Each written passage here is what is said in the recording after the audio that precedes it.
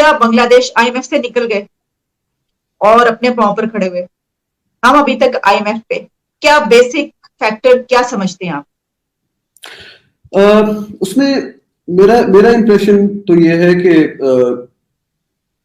पाकिस्तान ने अपनी जो इंडस्ट्रियल एंड मैन्युफैक्चरिंग कैपेबिलिटी है उसको बहुत संजीदगी से नहीं लिया। हम थोड़े से ज्यादा एक लूसर सी अप्रोच रही है अपने इकोनॉमिक स्ट्रक्चर के बारे में, जिसकी शायद मेरे ख्याल में एक एक्सप्लेनेशन जो है वो दी जा सकती है कि हमें पैसे आसानी से मिल जाते थे। मतलब मुशर्रफ साहब की पीरियड में हमें कोई $32 बिलियन मिल गए, which was a windfall gain.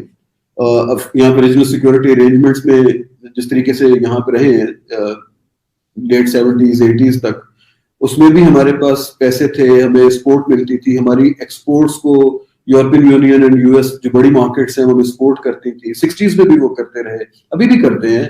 Even at this moment हमें उन्होंने प्रेफरेंशियल एक्सेस दी हुई है अपनी मार्केट्स में, जिसकी वजह से हमारी एक्सपोर्ट्स चलती हैं EU की, US की, और वो जितना पॉसिबल होता है वो हमें टेक्नोलॉजी ट्रांसफर भी कर रहे होते हैं, फैसिलिटेट कर रहे होते हैं इंटरनेशनल ग्लोबल बिजनेसेस में पाकिस्तान को।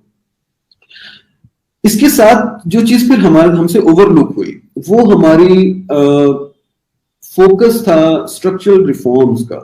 हमें अपनी पब्लिक फाइनेंस को भी बेहतर करना था, अपने पब्लिक फाइनेंस को अपनी प्रोडक्टिव कैपेसिटी को इंक्रीज करना था। और ये जो सर्कुलर डेट आप 2500 अरब का सुन रहे हैं, ये बुनियादी तौर पे इसका एक ही बात है कि आप महंगा तेल खरीदते हैं और उससे महंगी चीजें एक्सपोर्ट नहीं करते हैं कि आप उस तेल को बार बार उसके पैसे अदा कर सके। तो आपको जब ये पैसे आपके पास डॉलर्स कम हो जाते हैं तो फिर आपको किसी ना किसी डोनर के पास जाना है। आईएमएफ को एक्चुअली प्राइमरीली आईएमएफ है ही इसलिए कि जब मुल्क इस लेस डेवलप्ड कंट्रीज खास तौर पे जब ये करंट अकाउंट डेफिसिट की पोजीशन में चले जाते हैं, बैलेंस ऑफ पेमेंट्स का खराब हो जाता है कि इंपोर्ट ज्यादा हो गई, एक्सपोर्ट कम हो, उस रफ्तार से नहीं बढ़ी, और अपनी इंपोर्ट को फाइनेंस करने के लिए खास तौर पे जो एसेंशियल कमोडिटीज हैं तो वो आपको कुछ पैसे दे देते हैं कि आप चले आप ये खरीद लीजिए। लेकिन वो ये कहते हैं कि इस दौरान आप रिफॉर्म्स कर लीजिए, आप अपने टैक्सेशन को ठीक कर लीजिए, आप अपनी इंडस्ट्री को ठीक कर लीजिए, अपनी प्रोडक्टिव कैपेसिटी इंक्रीज कीजिए। यही वो बात आपने मिफ्ता साहब की और इनकी भी मुसद्दिक साहब की बात सुनी होगी कि they want to tax and create some sort of disincentives for real estate businesses so that money starts going into the real sectors of economy, जो जिसमें इन्होंने कहा है कि हम एग्रीकल्चर पे ज्यादा पैसे डालेंगे, क्योंकि एग्रीकल्चर की दो चीजें हैं। एक तो एग्रीकल्चर की performance, agriculture and live stock की इकोनॉमिक ग्रोथ के अंदर भी कंट्रीब्यूशन उनकी अच्छी रही है, और हम हैं भी प्राइमरीली एग्रेरियन एक टेंडेंस, और ये 30 to 40% लोगों को जॉब देता है।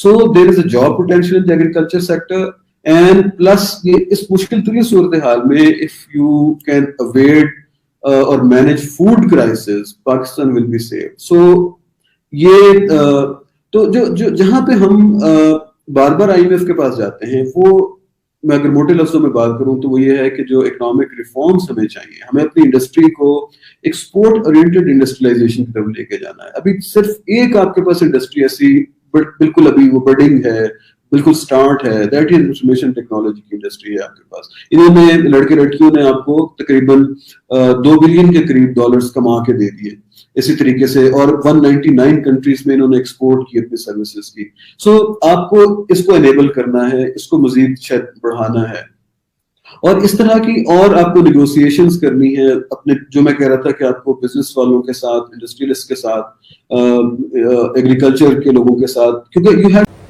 हेलो एवरीवन, हमारे चैनल पे आप सबका स्वागत है। अगर आपने अभी तक हमारे चैनल को सब्सक्राइब नहीं किया है, जल्दी से कर दीजिए।